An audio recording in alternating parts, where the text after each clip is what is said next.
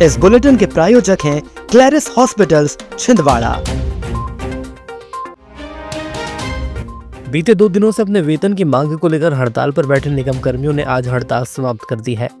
सांसद विवेक बंटी साहू और महापौर विक्रम महाके के आश्वासन के बाद सभी निगम कर्मी काम पर वापस लौट आए हैं।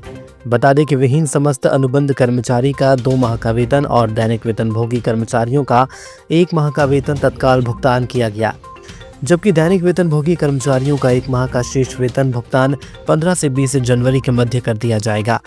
सहित और अन्य मांग के आश्वासन के बाद सभी निगम कर्मियों ने अपने विभाग के कार्य शुरू कर दिए हैं।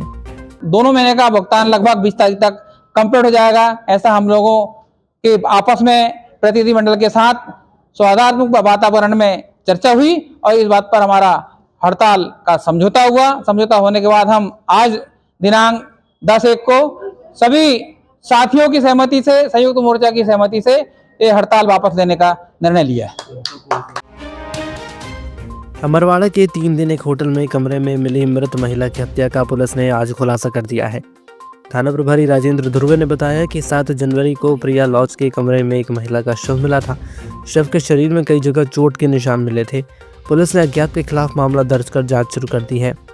जांच में पाया गया कि मृतका संत कुमारी एवनाती प्रेमी आरोपी उसके प्रेमी हरीश चौधरी उत्तर प्रदेश के साथ उस होटल में रुकी थी। जब महिला ने अपने प्रेमी से शादी और साथ रहने की जिद करने लगी तो आवेश में आकर आरोपी ने महिला का गला घोंटकर उसकी हत्या कर दी और नकदी, मोबाइल और जेवरात लेकर मौके से फरार हो गया। साइबर की मदद से आरोपी युवक को पुलिस ने बैतूल से गिरफ्तार किया है। वो ट्रेन से अपने घर उत्तर प्रदेश भागने की फिराक में था। थाना प्रभारी गणपत उइके ने बताया कि 3-4 माह पूर्व खेत में लगे पानी के पाइप और उसके नोजल अज्ञात व्यक्ति द्वारा चोरी के मामले सामने आ रहे थे। चौरी पुलिस ने अज्ञात के विरुद्ध मामला दर्ज कर जांच शुरू कर दी थी। पुलिस द्वारा तकनीकी और मुखबिर की सूचना पर पुलिस ने राकेश चंद्रवंशी और शिव सिंह परिहार को गिरफ्तार कर उनसे सख्ती से पूछताछ की तो उन्होंने चोरी की घटना को अंजाम देना कबूल किया। पुलिस ने आरोपियों के पास से चोरी किए गए 383 नग पानी के पाइप, 24 नग नोजल बरामद कर लिए हैं। पुलिस ने दोनों आरोपियों के ऊपर विभिन्न धाराओं में मामला दर्ज कर लिया है। उप स्वास्थ्य केंद्र के भूमि पूजन कार्यक्रम में शासकीय हाई स्कूल देवगढ़ की छात्राओं ने सांस्कृतिक प्रस्तुतियां देकर सभी को मंत्रमुग्ध कर दिया। कार्यक्रम के बाद सांसद बंटी विवेक साहू ने छात्राओं से बातचीत के बाद संसद भवन देखने की इच्छा पूरी की। छात्राओं द्वारा उत्साह जताने पर सांसद ने उन्हें संसद भवन घुमाने का वादा किया। इस यात्रा में स्नेहा कुमरे, दीपिका आहाके, अनुराधा भट्टी, रागिनी भलावी समेत कुल 16 छात्राएं और शिक्षक अजीत कुमार टोप्पू व मनोज कोल्हे शामिल होंगे। छात्राएं संसद भवन घूमने के लिए बेहद उत्साहित हैं। सांसद बंटी विवेक साहू ने मोहखेड़ विकासखंड में 1,95,00,000 रुपए की लागत से बनने वाले 3 उप स्वास्थ्य केंद्रों का भूमि पूजन किया। महलपुर, देवगढ़ और बदनूर में प्रत्येक केंद्र के लिए 65 लाख रुपए स्वीकृत किए गए हैं। सांसद ने कहा कि पीएम मोदी की आयुष्मान भारत योजना ने गरीबों के इलाज के लिए 5 लाख रुपए तक का मुफ्त इलाज की सुविधा दी है। उन्होंने बताया कि पूर्व सीएम शिवराज सिंह चौहान ने छिंदवाड़ा और पांडुरंग जिले में 82 स्वास्थ्य केंद्र स्वीकृत किए थे। जल्द ही मेडिकल कॉलेज का निर्माण पूरा होगा, जिससे क्षेत्र के लोगों को बेहतर स्वास्थ्य सेवाएं मिलेंगी। हमने मुख्यमंत्री जी से बातचीत करी कि हमारा क्षेत्रफल की दृष्टि से बहुत बड़ा जिला है और खास करके ग्रामीण अंचल है और ग्रामीण अंचलों में, दूरस्थ ग्रामों में आदिवासी भाई बहन बहुत रहते हैं, तो उनको अच्छी स्वास्थ्य की सुविधाएं मिले और गांव के लोगों को अच्छी स्वास्थ्य की सुविधाएं मिले। तो इसके लिए प्राथमिक स्वास्थ्य केंद्र, उप स्वास्थ्य केंद्र की आवश्यकता है। तो माननीय मुख्यमंत्री जी का फिर हम सबको धन्यवाद देना चाहिए कि पूरे मध्य प्रदेश में सबसे ज्यादा प्राथमिक स्वास्थ्य केंद्र, उप स्वास्थ्य केंद्र उन्होंने दिए। हमारे छिंदवाड़ा जिले में 82 स्वास्थ्य केंद्र हमारे यहाँ खुलने। शहर के दशहरा मैदान में आयोजित जिला स्तरीय कबड्डी प्रतियोगिता के फाइनल में खेल युवा कल्याण विभाग ने जीत दर्ज कर चैंपियन का खिताब जीता, जबकि पीजी कॉलेज उपविजेता रही। इसके बाद अखिल भारतीय प्रतियोगिता का शुभारंभ किया गया। प्रतियोगिता प्रभारी इंद्रजीत सिंह बैस ने बताया कि इस प्रतियोगिता में Baba Premdas academy Haryana, Gurshyam sports Panipat, RCC Bhopal, Nirguliya academy Delhi, Rudra academy Himachal, Vikram sports Indore, Shastri club Sonipat, Rajiv Gandhi Rohtak, Meditech career Betul और छिंदवाड़ा से फिजिकल एकेडमी, खेल युवा कल्याण विभाग और पीजी कॉलेज की टीमें भाग ले रही हैं। पूरी खेल निर्णायक समिति जन जागरण आपस में सलाह विचार विमर्श करते हुए नायडू जी और सारे हमारे सभी लोग बड़ी जानदार तरीके से कमर होल्ड की और एक अंक अर्जित किया।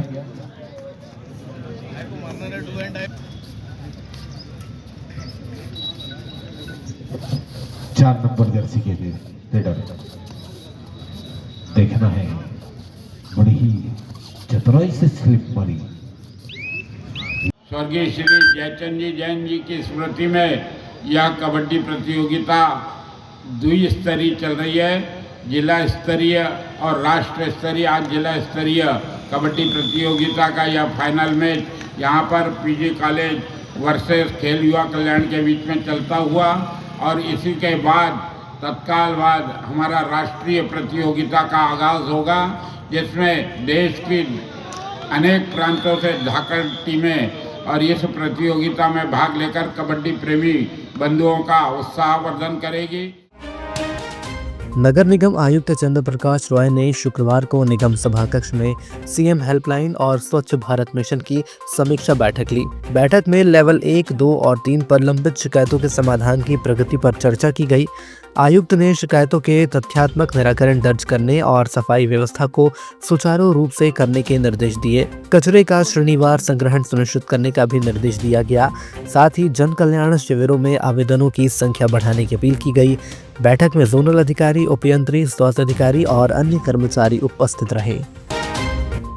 गिफ्ट पाकर खिल उठे विद्यार्थियों के चेहरे इनर व्हील क्लब द्वारा अडॉप्ट किए गए शासकीय माध्यमिक शाला हैप्पी स्कूल शर्रा में शुक्रवार को क्लब सदस्यों ने बच्चों को किताबें दी।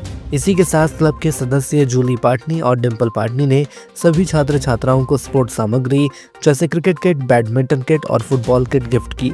इसके साथ ही मित्तल जुनेजा ने अपनी बेटी के जन्मदिन पर स्कूल की एक बच्ची से केक कटवाकर 80 बच्चों के बीच समोसे, जलेबी, बिस्किट, केक और चॉकलेट वितरित किए। सभी गिफ्ट पाकर बच्चों ने क्लब के सदस्यों को थैंक यू सर कहकर उनका अभिवादन किया।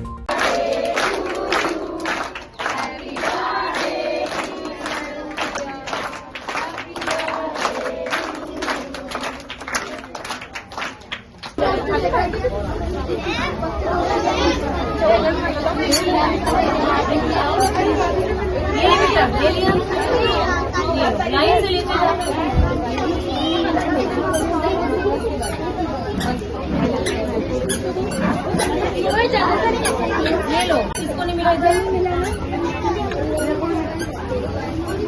कोई डबल लेना बेटा, हाँ सबके लिए।